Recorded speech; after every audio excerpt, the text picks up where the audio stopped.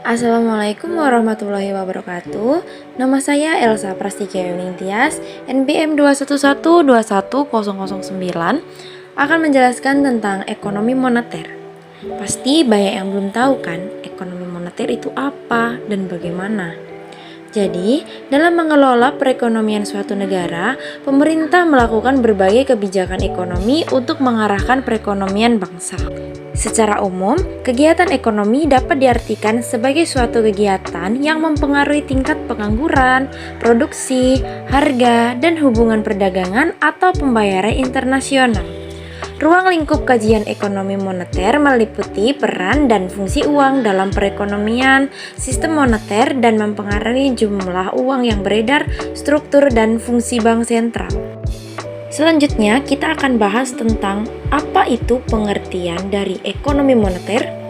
Ekonomi moneter adalah bagian dari ilmu ekonomi yang mempelajari tentang sifat, fungsi, dan pengaruh uang terhadap kegiatan ekonomi. Ilmu ini dengan kata lain membahas tentang peranan uang dalam mempengaruhi tingkat harga dan tingkat kegiatan ekonomi dalam suatu negara. Dalam kenyataannya, masih banyak masyarakat yang tidak mengetahui perannya dengan baik dalam kegiatan perekonomian dan pemahaman akan ekonomi moneter yang masih rendah. Masih banyak masyarakat yang tidak mengelola uang dengan baik, masyarakat yang menyimpan uang di bank pada saat kondisi perekonomian menurun, tidak memahami pengaruh peredaran uang terhadap pertumbuhan perekonomian negara, tidak memahami sistem kurs asing dan kebijakan-kebijakan pemerintah dalam mengatasi permasalahan-permasalahan yang timbul dalam suatu perekonomian negara. Selanjutnya kita akan membahas tentang uang. Uang adalah sesuatu yang tersedia dan secara umum diterima sebagai alat pembayaran bagi pembelian barang-barang dan jasa serta pengayaan berharga lainnya untuk juga pembayaran utang. Beberapa ahli menyebutkan fungsi uang sebagai alat penunda pembayaran. Berdasarkan dari bahan jenisnya, ada dua jenis uang, yaitu uang logam dan uang kertas. Fungsi uang yang pertama adalah sebagai alat penukar atau medium of exchange yang dapat mempermudah pertukaran.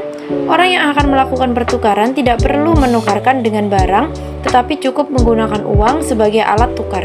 Kesulitan-kesulitan pertukaran dengan cara barter dapat diatasi dalam pertukaran uang. Yang kedua adalah sebagai satuan hitung atau unit of account. Karena uang dapat digunakan untuk menunjukkan nilai berbagai macam barang atau jasa yang diperjualbelikan, menunjukkan besarnya kekayaan, dan menghitung uang besar kecilnya pinjaman. Uang dapat dipakai untuk menentukan harga barang atau jasa, dan sebagai alat satuan hitung, uang berperan untuk memperlancar pertukaran. Lalu yang ketiga adalah sebagai alat penyimpan nilai atau valuta, karena dapat digunakan untuk mengalihkan daya beli masa sekarang ke masa yang akan datang.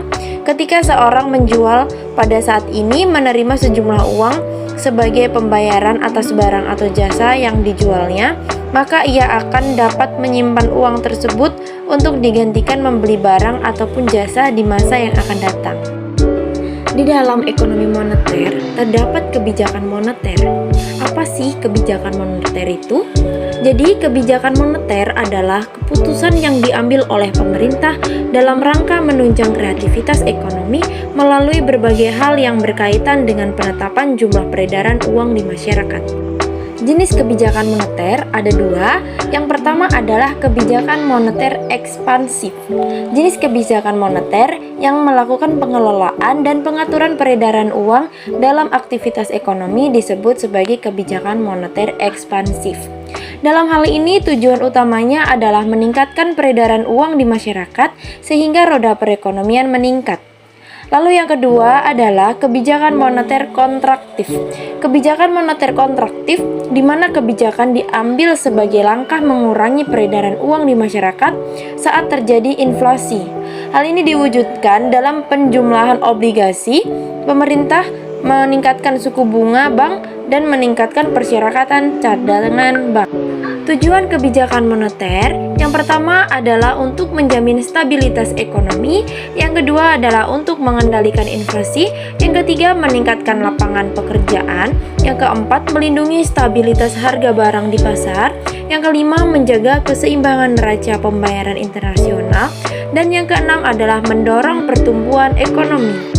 Untuk penerapan kebijakan moneter di Indonesia, yang pertama adalah pelaksanaan kredit langsung oleh Bank Indonesia. Yang kedua, penyediaan fasilitas overdraft. Yang ketiga, penerbitan surat utang negara. Yang keempat adalah menaikkan atau menurunkan tingkat suku bunga. Sekian yang dapat saya sampaikan, kurang lebihnya saya mohon maaf dan semoga apa yang saya jelaskan mudah dipahami. Sekian, terima kasih. Wassalamualaikum warahmatullahi wabarakatuh.